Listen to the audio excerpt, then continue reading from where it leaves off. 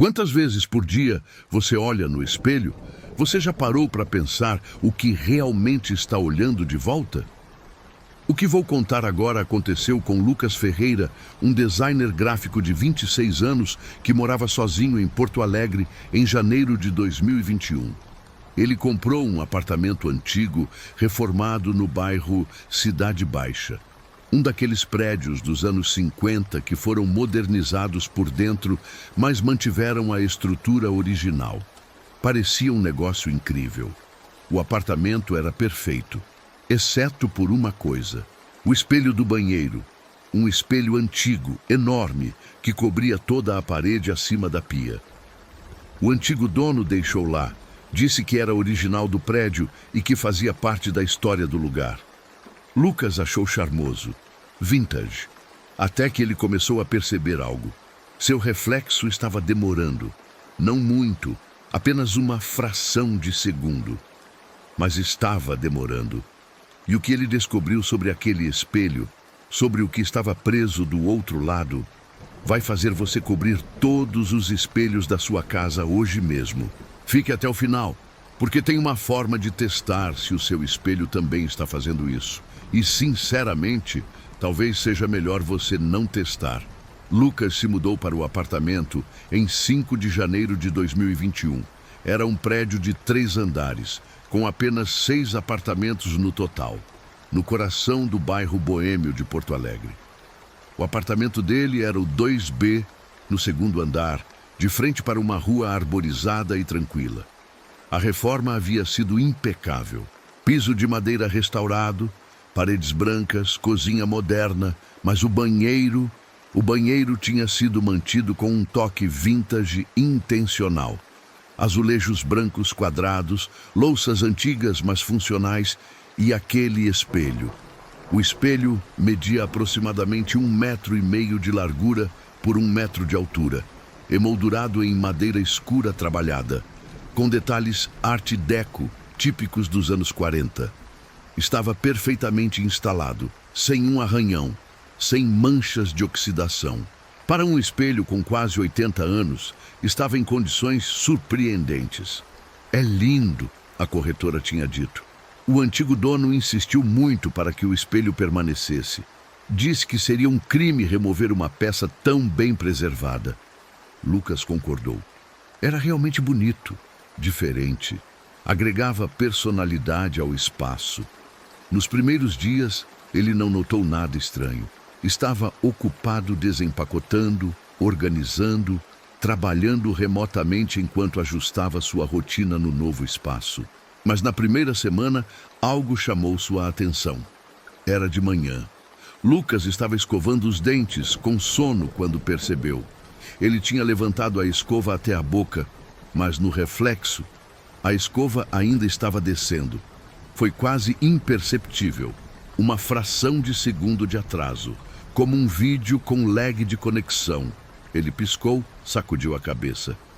Preciso dormir mais, pensou, mas continuou prestando atenção. Durante o dia, sempre que passava pelo banheiro e se olhava rapidamente no espelho, algo parecia off. Não conseguia dizer exatamente o quê. Apenas uma sensação incômoda de que o reflexo não estava perfeitamente sincronizado com seus movimentos. Na segunda semana, a sensação ficou mais forte. Lucas começou a fazer testes, movimentos bruscos com a mão, pulos, virar a cabeça rapidamente. E sim, estava lá. Um atraso minúsculo, mas definitivo. Seu reflexo estava cerca de 0,2 segundos atrasado em relação a seus movimentos reais. Ele gravou um vídeo com o celular, filmando a si mesmo no espelho enquanto fazia movimentos. Quando assistiu em câmera lenta, ficou claro. Havia um delay, mas não era o espelho, era o reflexo. Lucas começou a pesquisar.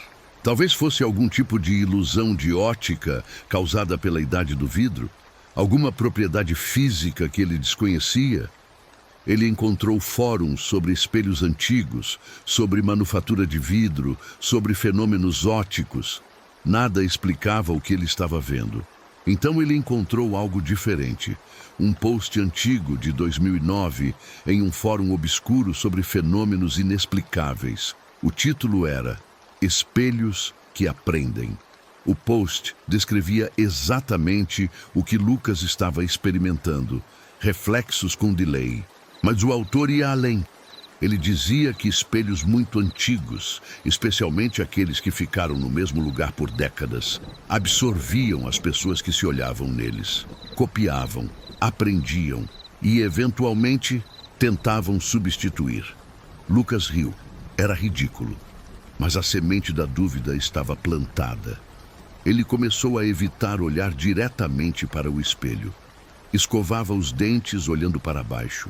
Lavava o rosto de olhos fechados, mas era difícil. O espelho estava ali, grande, chamativo, impossível de ignorar completamente. E então, na terceira semana, algo mudou. Lucas estava se barbeando. Era sábado de manhã, ele tinha tempo. Estava fazendo devagar, com cuidado. Olhou para o espelho e seu reflexo sorriu. Mas Lucas não estava sorrindo. Ele congelou. A lâmina contra o rosto.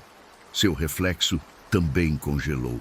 Mas por um segundo, um único segundo antes, o reflexo tinha sorrido, sozinho.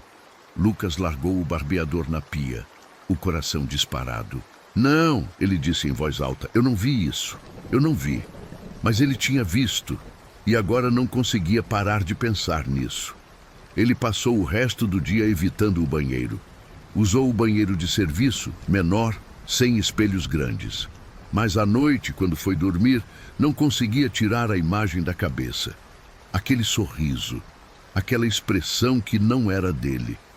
Às 3 da manhã, acordou com sede. Foi até a cozinha beber água. Para chegar lá, tinha que passar na frente do banheiro. A porta estava entreaberta. Ele sempre deixava fechada. Sempre. Lucas parou. A luz do banheiro estava apagada, mas havia luz suficiente do poste da rua entrando pela janela do corredor. Ele podia ver o espelho, e no espelho ele podia ver um reflexo, seu reflexo. Mas ele não estava em frente ao espelho.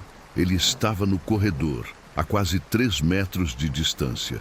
Não deveria estar visível naquele ângulo. Era geometricamente impossível. O reflexo no espelho estava olhando diretamente para ele, parado, observando. Lucas sentiu suas pernas fraquejarem. Ele recuou lentamente, sem tirar os olhos do espelho. O reflexo não se moveu. Continuou lá, parado, observando. Quando Lucas voltou para o quarto, trancou a porta, empurrou uma cadeira contra ela e ficou acordado até o amanhecer ouvindo por qualquer som vindo do banheiro. De manhã, com luz do sol entrando pela janela, ele reuniu coragem. Abriu a porta do quarto lentamente. Foi até o banheiro. A porta agora estava fechada.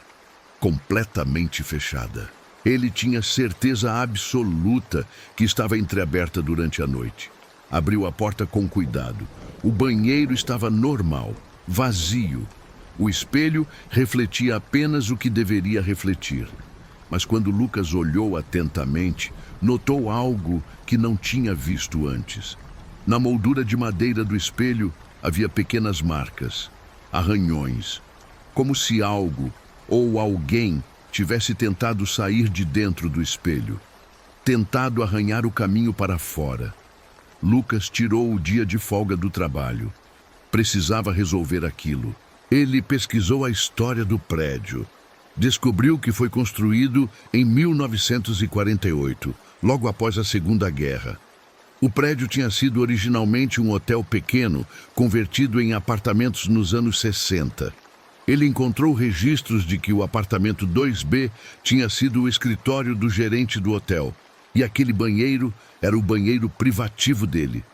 O espelho tinha estado lá desde o início, mais de 70 anos, no mesmo lugar.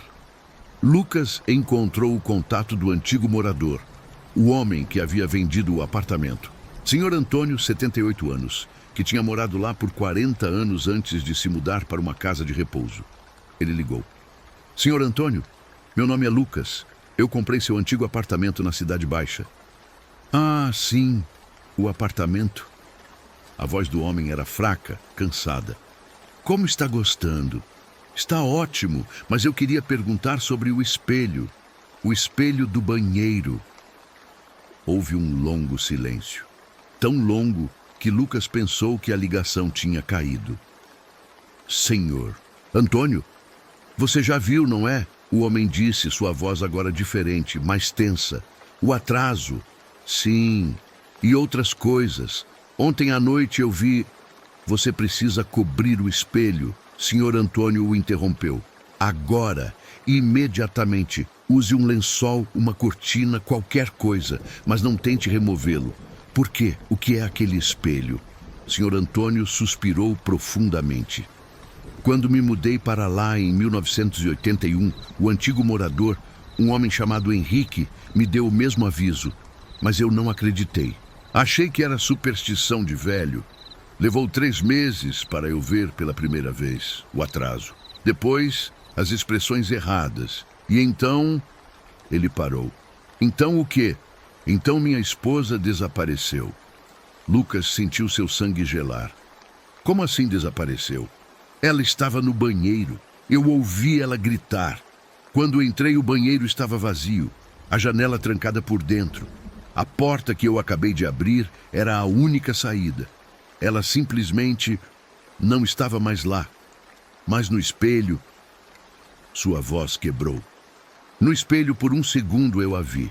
Do outro lado, batendo no vidro, gritando sem som, e então, nada. Ela sumiu do espelho também. Meu Deus! A polícia procurou. Nunca encontraram nada, nenhum corpo, nenhuma pista. Foi como se ela tivesse sido apagada da existência. Mas eu sei o que aconteceu. O espelho pegou ela. E sabe o que é pior? O quê? 2 semanas depois eu vi ela. Vi meu reflexo no espelho e era ela. Minha esposa, me olhando com os meus olhos, usando meu rosto como uma máscara. E ela sorriu para mim, um sorriso que eu nunca tinha visto no rosto dela, um sorriso que não era dela. Lucas desligou o telefone, as mãos tremendo. Ele tinha que fazer alguma coisa.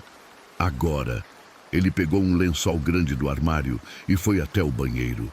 Com o coração batendo forte, ele cobriu o espelho completamente, prendendo o tecido com fita adesiva nas bordas para garantir que não escorregasse. O alívio foi imediato, como se um peso tivesse sido tirado do ar. Ele conseguia respirar melhor. Naquela noite, Lucas dormiu melhor do que havia dormido em semanas, sem pesadelos, sem sons estranhos, apenas silêncio. Mas a paz durou apenas 3 dias. No 3º dia, ele acordou e encontrou o lençol no chão do banheiro, dobrado perfeitamente, como se alguém o tivesse removido com cuidado e dobrado. A fita adesiva ainda estava nas bordas, não tinha sido arrancada. Era como se o lençol tivesse simplesmente passado através da fita. Lucas cobriu o espelho novamente, dessa vez com 2 lençóis e o dobro de fita adesiva. Na manhã seguinte, ambos estavam no chão, dobrados. Ele tentou uma lona grossa, depois compensado pregado na parede. Depois, até tentou cobrir com massa corrida. Toda manhã, o que quer que ele colocasse sobre o espelho estava removido, limpo, como se o espelho se recusasse a ser escondido. Lucas parou de usar aquele banheiro completamente, mas não adiantou. Ele começou a ver o reflexo em outros lugares. Na tela preta do computador desligado, na janela à noite, na superfície da água quando bebia. Sempre aquele reflexo, sempre ligeiramente diferente, sempre observando. Ele procurou ajuda. Primeiro um psicólogo, que sugeriu o estresse e ansiedade. Depois um padre, que tentou benzer o apartamento, mas se recusou a entrar no banheiro depois de ver o espelho. Tem algo muito errado ali, o padre disse. Algo muito antigo. Eu não posso ajudar com isso. Desesperado, Lucas encontrou uma mulher nos fóruns online. Ela se chamava Doutora Helena e se especializava em objetos com memória. Ela veio até o apartamento uma semana depois. Doutora Helena era uma mulher de uns 50 anos, cabelos grisalhos, olhos penetrantes. Ela entrou no banheiro sem medo, se posicionou em frente ao espelho e o observou por longos minutos. Quantas pessoas você acha que se olharam neste espelho nos últimos 70 anos? Ela finalmente perguntou. Milhares? Lucas respondeu. Dezenas de milhares, ela corrigiu. Todos os dias, durante décadas, cada pessoa deixando um pouco de si mesma. Suas imagens, suas emoções, seus medos. Espelhos são superfícies perfeitas para absorção de energia psíquica. E este aqui absorveu demais. Ficou saturado. E quando ficou cheio, começou a desenvolver algo parecido com consciência própria. Isso é possível? Depende da sua definição de possível. Mas o que importa é, este espelho não é mais apenas um reflexo passivo. Ele está ativo, ele observa, ele aprende e ele quer. Quer o quê? Sair. Ela tocou o vidro delicadamente. Pense nisso como uma prisão cheia de milhares de reflexos capturados ao longo das décadas, fragmentos de pessoas. E agora, todos esses fragmentos se fundiram em algo novo, algo que quer um corpo real, quer ser mais do que um reflexo. Como eu paro isso? Você não para, ela disse simplesmente. Você apenas adia. Ou você remove o espelho do apartamento completamente. Mas... Aí ela pausou. Mas o quê? Mas espelhos como esse não gostam de ser movidos. E eles têm formas de se vingar. A esposa do Sr. Antônio, ela tentou quebrar o espelho. Foi a última coisa que ela fez antes de desaparecer. Lucas sentiu lágrimas nos olhos. Então eu estou preso? Vou ficar vivendo com essa coisa para sempre? Doutora Melena pensou por um momento. Há uma opção. Radical, mas possível. Você pode dar ao espelho o que ele quer. Um corpo? Não, uma saída. Você pode transferi-lo. Existe um ritual muito antigo que permite que você transfira a consciência do espelho para outro objeto. Um objeto que você pode depois destruir com segurança. Como? Você precisa criar um novo espelho, menor, portátil. E você precisa fazer o original reconhecer o novo como extensão dele. É um processo de 3 noites. É perigoso. Mas é a única forma que conheço de se livrar disso sem apenas passar o problema para outra pessoa. Lucas decidiu tentar. Doutora Helena o instruiu cuidadosamente. Ele comprou um espelho de mão pequeno, circular, com moldura simples. Durante 3 noites consecutivas, às 3 da manhã, ele realizou o ritual. Na primeira noite, ele posicionou o espelho pequeno em frente ao grande, criando um reflexo infinito. Ficou ali por 1 hora, deixando os 2 espelhos conversarem. Foi 1 hora aterrorizante. Ele podia jurar que via sombras se movendo dentro dos reflexos infinitos. Figuras que não deveriam estar lá. Na segunda noite, ele repetiu o processo, mas dessa vez falou em voz alta, dizendo que o espelho pequeno era uma nova casa, melhor, móvel, livre. Podia sentir a temperatura do banheiro caindo gradualmente. Seu hálito tornava-se visível, e o espelho grande vibrava. Não fisicamente, mas de alguma forma ele podia sentir vibrações emanando dele. Na terceira noite, a transferência. Ele colocou a mão no espelho grande e a outra no espelho pequeno. Eu ofereço liberdade, ele disse conforme instruído. Aceite este novo lar, deixe este lugar. Por um momento, nada aconteceu. Então ele sentiu uma corrente de energia fria, quase elétrica, passando através dele, de um espelho para outro. Seus braços ficaram dormentes, sua visão embaçou, e por um segundo aterrorizante, ele viu através do espelho. Viu o que estava do outro lado.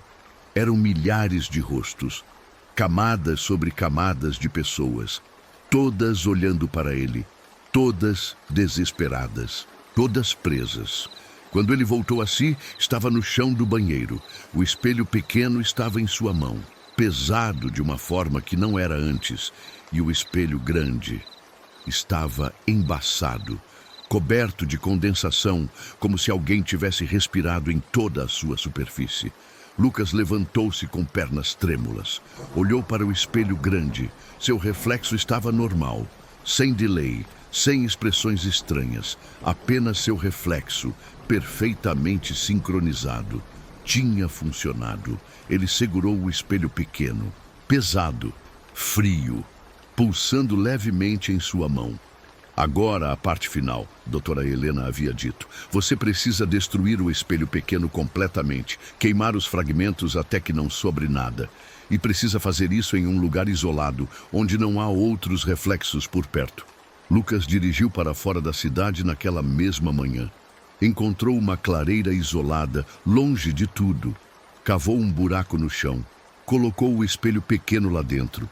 Ele olhou uma última vez. No reflexo, por uma fração de segundo, viu todos aqueles rostos novamente, todas aquelas pessoas presas, e sentiu uma onda de pena.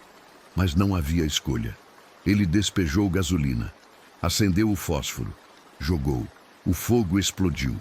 E o som, Deus, o som, não era apenas o vidro quebrando. Era como se 1000 vozes gritassem ao mesmo tempo. Um coro de agonia que durou apenas segundos, mas pareceu durar uma eternidade. O vidro derreteu. O metal da moldura se retorceu. Lucas ficou ali por horas, alimentando o fogo, garantindo que tudo fosse completamente destruído. Quando finalmente acabou, ele enterrou as cinzas profundamente. Voltou para casa exausto, mas aliviado. Nos dias seguintes, o apartamento pareceu diferente, mais leve. O espelho grande do banheiro era agora apenas um espelho. Antigo, bonito, mas apenas um objeto. Sem consciência, sem malícia. Lucas podia se olhar nele normalmente, mas ele nunca mais se sentiu completamente confortável com ele. Um mês depois, ele contratou alguém para remover o espelho e colocou um novo, moderno, sem história. O espelho antigo foi doado para um antiquário, que ficou encantado com a peça. Espelhos Art Deco em perfeito estado são raros, o homem disse. Eu vou vendê-lo facilmente. Lucas não disse nada. Não era mais problema dele. Mas às vezes, tarde da noite, ele pensa sobre isso. Pensa sobre todos aqueles rostos que viu. Todas aquelas pessoas que ficaram presas ao longo das décadas. E ele se pergunta, o ritual realmente os libertou? Ou apenas os moveu de uma prisão para outra? E o que aconteceu com aquela energia, aquela consciência, quando o espelho pequeno foi destruído? Ela simplesmente desapareceu ou foi para algum outro lugar? Essas perguntas o mantêm acordado, principalmente quando ele está no banheiro tarde da noite e por uma fração de segundo jura que seu reflexo no novo espelho demora. Mas há algo que Lucas não sabe. Algo que eu descobri pesquisando esta história. O antiquário que comprou o espelho, ele o vendeu 3 semanas depois para um jovem casal em Florianópolis. Eles o instalaram no banheiro de seu novo apartamento. E na semana passada, a esposa postou em um fórum online. Meu reflexo está demorando, ela escreveu. Só uma fração de segundo, mas está demorando. Alguém mais já passou por isso? Porque aqui está a coisa sobre espelhos como esse, sobre objetos que absorvem tanto ao longo de tanto tempo. Você não pode realmente destruir o que eles se tornaram. Você pode apenas transferir, e às vezes apenas uma parte transfere, uma semente, um fragmento, o suficiente para começar o ciclo novamente em outro lugar.